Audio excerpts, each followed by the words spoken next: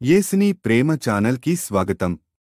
దయచేసి ఈ ఛానల్ ని లైక్ చేయండి, షేర్ చేయండి, సబ్స్క్రైబ్ చేయండి. తెలుగు డైలీ ఆడియో బైబిల్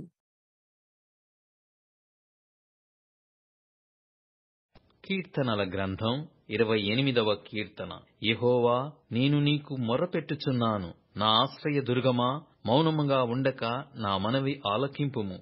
నీవు మౌనముగా నుండిన ఎడల నేను సమాధిలోనికి దిగువారి వలె అగుదును. నేను నీకు మొర్రపెట్టునప్పుడు నీ పరిశుద్ధాలయము వైపునకు నా చేతులు నెత్తునప్పుడు నా విజ్ఞాపన ధ్వని ఆలకింపుము. భక్తిహీనులను, పాపము చేయువారిని నీవు లాగివేయునట్టు నన్ను లాగివేయకుము. వారు దుష్టాలోచన హృదయములో నుంచుకొని తమ పొరుగు వారితో సమాధానముగా మాటలాడుదురు. వారి క్రియలను బట్టి, వారి దుష్ట క్రియలను బట్టి వారికి ప్రతీకారము చేయుము.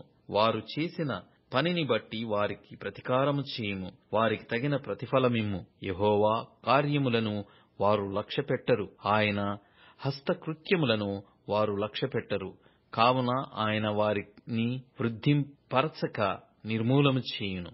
యెహోవా నా విజ్ఞాపన ధ్వని ఆలకించియున్నాడు. ఆయనకు స్తోత్రము కలుగునుగాక. యెహోవా నా ఆశ్రయము, నా కేడెము.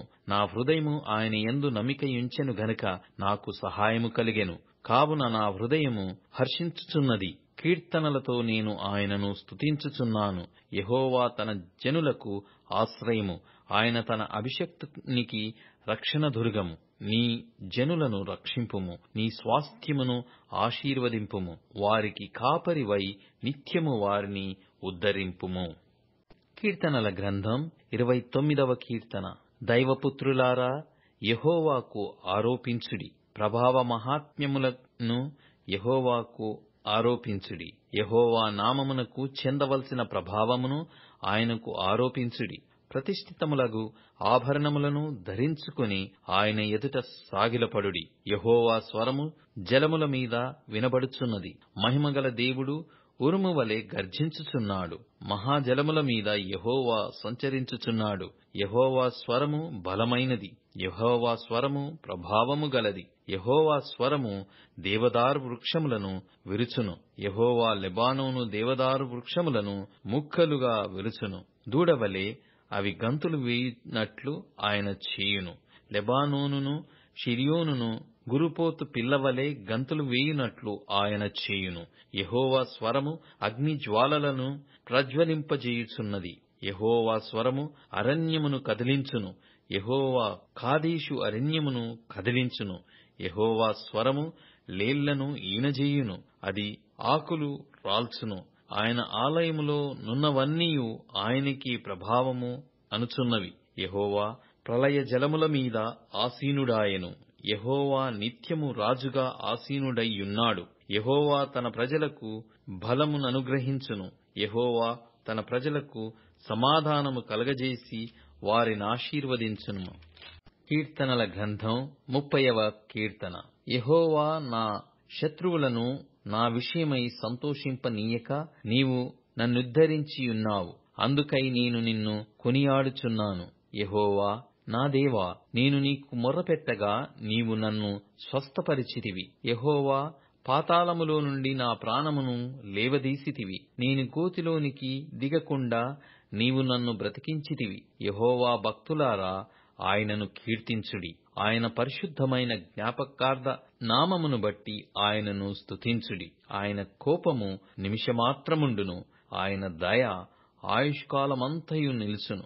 సాయంకాలమున ఏడ్పు వచ్చి రాత్రియుండినను ఉదయమున సంతోషము కలుగును. నేనెన్నడూ కదలనని నా క్షేమకాలమున అనుకొంటిని. యెహోవా దయ కలిగి నీవే నా పర్వతమును స్థిరపరిచితివి. నీ ముఖమును నీవు దాచుకొని ఉన్నప్పుడు నేను కలత చెందితిని. యెహోవా, నీకే మొర్రపెట్టితిని. నా ప్రభువును బతిమాలుకొంటిని.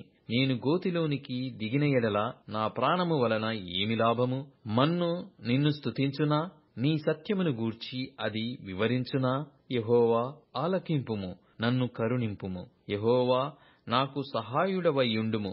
నా ప్రాణము మౌనంగా నుండక నిన్ను కీర్తించునట్లు నా అంగలార్పును నీవు నాట్యముగా మార్చియున్నావు. నీవు నా గోనెపట్ట విడిపించి సంతోష వస్త్రము నన్ను ధరింపజేసియున్నావు. యెహోవా నా దేవా, నిత్యము నేను నిన్ను స్తుతించెదను. అపోస్తలుల కార్యములు 21వ అధ్యాయము. మేము వారిని విడిచిపెట్టి ఓడ ఎక్కి తిన్నగా వెళ్లి కోసుకును మరునాడు రోదుకును అక్కడి నుండి పతరకును వచ్చితిమి. అప్పుడు ఫేనీకేకు వెళ్ళబోవుచున్న ఒక ఓడను చూసి దానిని ఎక్కి బయలుదేరితిమి. కుప్రకు ఎదురుగా వచ్చి దానిని ఎడమతట్టున విడిచి సిరియా వైపుగా వెళ్లి తూరులో దిగితిమి. అక్కడ ఓడ సరుకు దిగుమతి చేయవలసియుండెను. మేమక్కడనున్న శిష్యులను కనుగొని 7 దినములక్కడ ఉంటిమి. వారు నీవు యెరూషలేములో కాలు పెట్టవద్దని ఆత్మ ద్వారా పౌలుతో చెప్పిరి. ఆ దినములు గడిపిన తరువాత ప్రయాణమై పోవుచుండగా భార్యలతోనూ పిల్లలతోనూ వారందరూ మమ్మును పట్టణము వెలుపలి వరకు సాగనంపవచ్చిరి. వారును మేమును సముద్ర తీరమున మోకాళ్ళూని ప్రార్థన చేసి ఒకరి యొద్ద ఒకరము సెలవు పుచ్చుకొంటిమి. అంతట మేము ఓడ ఎక్కితిమి. వారు తమ తమ ఇండ్లకు తిరిగి వెళ్ళిరి. మేము తూరు నుండి చేసిన ప్రయాణము ముగించి తొలెమాయికి వచ్చి సహోదరులను కుశలమడిగి వారి యొద్ద ఒక దినముంటిమి. మరునాడు మేము బయలుదేరి కైసరయకు వచ్చి 7గురిలో నొకడును సువార్తికుడునైన ఫిలిప్పు ఇంట ప్రవేశించి అతని యొద్ద ఉంటిమి. కన్యకలుగా ఉన్న 4 కుమార్తెలు అతనికుండిరి. వారు ప్రవచించువారు. మేమనేక దినములక్కడ ఉండగా అగబు అను ఒక ప్రవక్త యూదయ నుండి వచ్చెను. అతడు మా యొద్దకు వచ్చి పౌలు నడికట్టు తీసుకుని తన చేతులను కాళ్లను కట్టుకొని, యెరూషలేములోని యూదులు ఈ నడికట్టు గల మనుష్యుని ఈలాగు బంధించి అన్యజనుల చేతికి అప్పగింతురని పరిశుద్ధాత్మ చెప్పుచున్నాడనెను. ఈ మాట వినినప్పుడు మేమును అక్కడి వారును యెరూషలేమునకు వెళ్ళవద్దని అతని బతిమాలుకొంటిమి గాని పౌలు, ఇదెందుకు? మీరు ఏడ్చి నా గుండె బద్దలు చేసెదరేలా? నేనైతే ప్రభువైన యేసు నామము నిమిత్తము యెరూషలేములో బంధింపబడుటకు మాత్రమే గాక చనిపోవుటకును సిద్ధముగా ఉన్నానని చెప్పెను. అతడు ఒప్పుకొనందున మేము ప్రభువు చిత్తము జరుగునుగాక అని ఊరకుంటిమి. ఆ దినములైన తరువాత మాకు కావలసిన సామగ్రి తీసుకుని యెరూషలేమునకు ఎక్కిపోతిమి. దయచేసి ఈ ఛానల్ని లైక్ చేయండి, షేర్ చేయండి, సబ్స్క్రైబ్ చేయండి.